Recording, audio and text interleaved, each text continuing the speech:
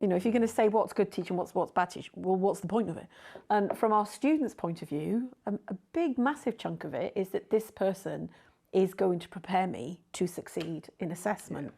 So irrespective of what we might think excellent teaching is, the student needs to be confident that this person is actually helping them get there. And if they don't feel that, and I don't think that's necessarily changed in 20 years. I certainly had some atrocious lecturers who I hope are not watching this. You know, I had lecturers where I'd turn up to the class and think, well, that was a waste of my time. Yeah. But that I felt that because, one, they weren't very good at communicating, but two, I was leaving the room thinking, I haven't got a clue what I'm meant to be doing next. Mm-hmm.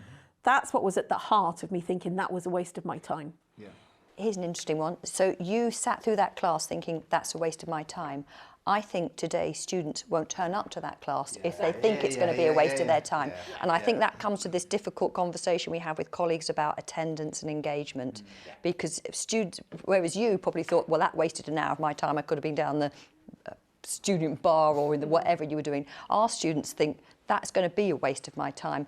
I can do a shift, or I don't want to have to pay the bus fare or the train fare to get to UWE for something which I think is going to be a waste of my time. So I think that's the difference. Yeah, and it's back to your earlier point. Whilst I might have thought that hour's session was a waste of my time, going into the building wasn't, because there were people around, I'm bumping into people and I'm talking to people, so the community was there. Yes. So the community side of learning was worth me turning up. Yeah. Even if I thought that particular lecturer, I really hope he's not watching this, even if I thought that particular lecturer was pretty awful. That ties it round nicely, doesn't it? It sort of answers our own question at the beginning, is why they come into university and why they would choose not to, and it's just not worth the investment of their time in getting nothing out of it. They can either just stick it online as they're on the bus or not show up at all. So really interesting.